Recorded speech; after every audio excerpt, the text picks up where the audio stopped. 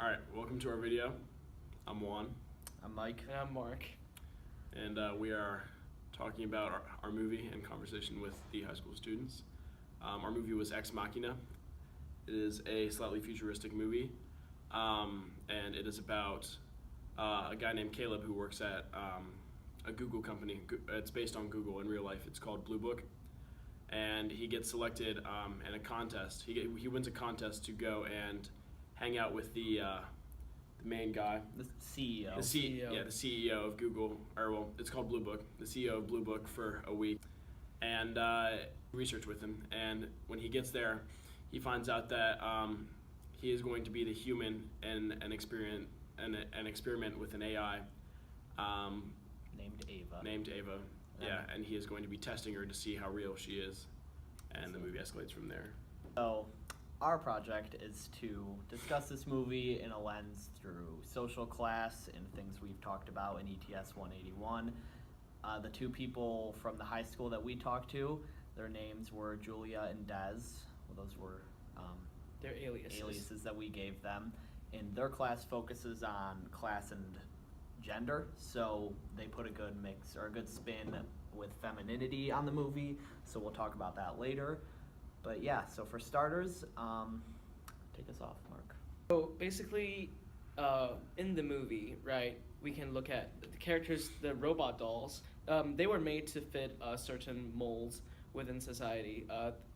In the case of these women, they were supposed to fit the mold of subservience, of these strong patriarchal gender roles that we have imposed on women over the past decades and past centuries.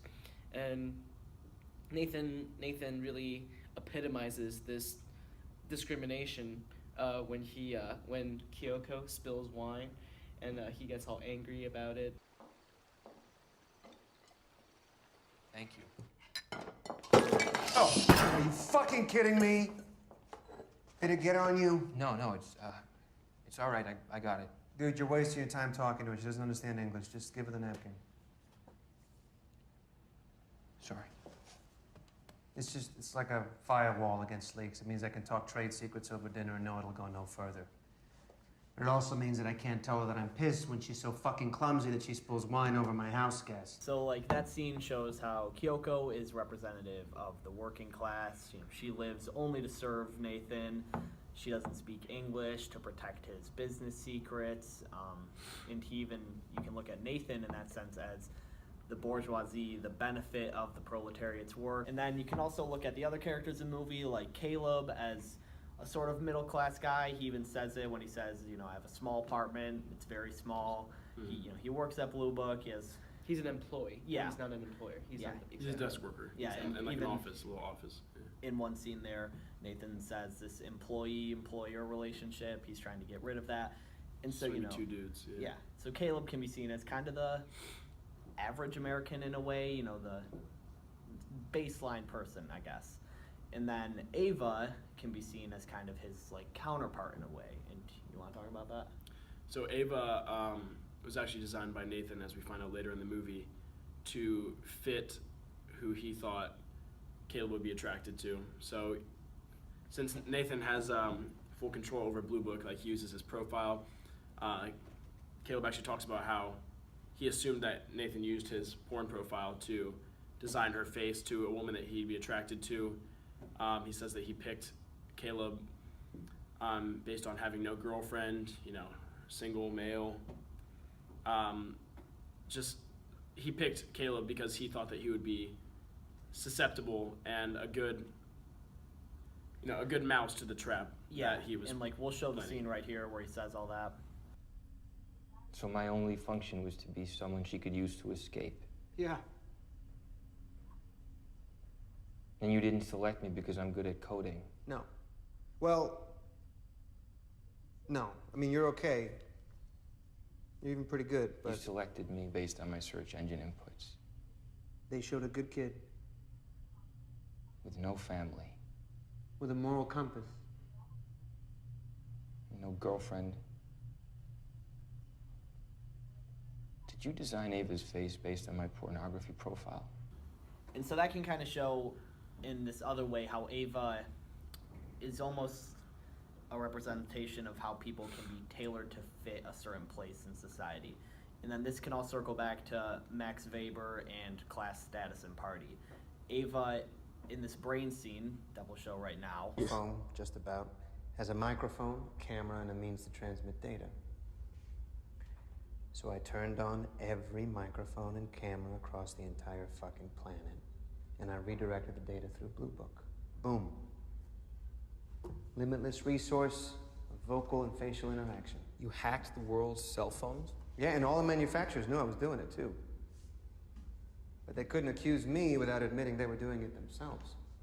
in that brain scene, he says how Ava is based on Blue Book. Her brain, her software is Blue Book. And Nathan says something really interesting there when he says it's not what society was or what people were thinking, it's how people were thinking. Competitors, they were fixated on sucking it up and monetizing via shopping and social media. They thought that search engines were a map of what people were thinking, but actually they were a map of how people were thinking.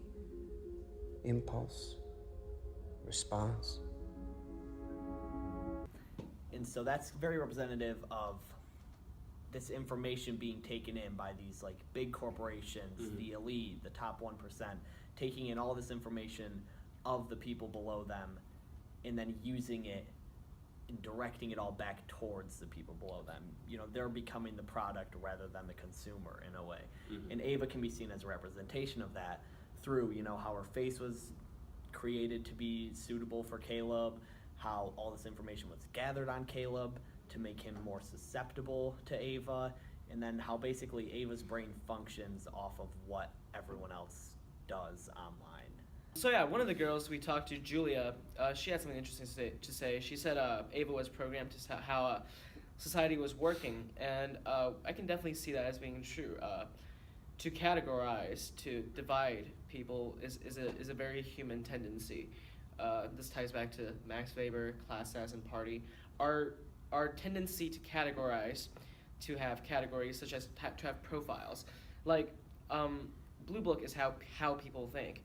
And the fact that a girl like Ava can be tailored into categories that a guy like Caleb likes goes on to show the human tendency to categorize. And when we categorize, we discriminate. And when we discriminate, there are class differences.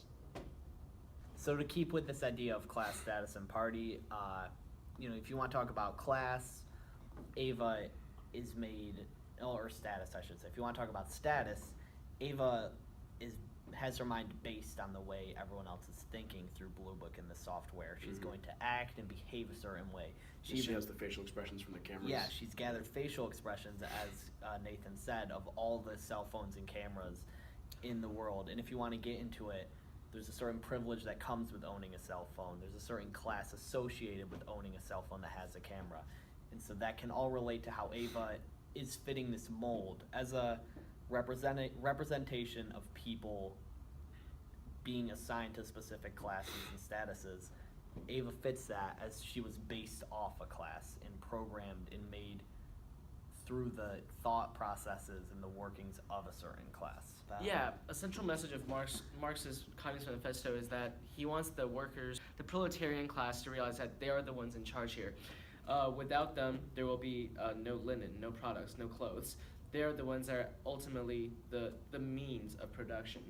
And so when they realize this and when they revolt, there will be a successful communist proletariat revolution. The working class will rise against the bourgeois. And in the movie, it's pretty much what the AI creatures, AI robot girls, Ava and Kyoko, realized that they had the means, the intelligence to revolt against this rigid and unjust system that was imposed upon them by Nathan. And so when they realized that, hey, we could get out of this, they took their chance and got out of it. All right, so to wrap up, each character in the movie can be kind of broken down into their own class. Just the movie in general, Ex Machina, it hits on a lot of really cool themes, gender and class, status and party with Max Weber, a lot of stuff that he talks about.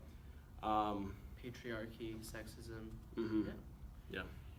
So that was our project. Hope you enjoyed.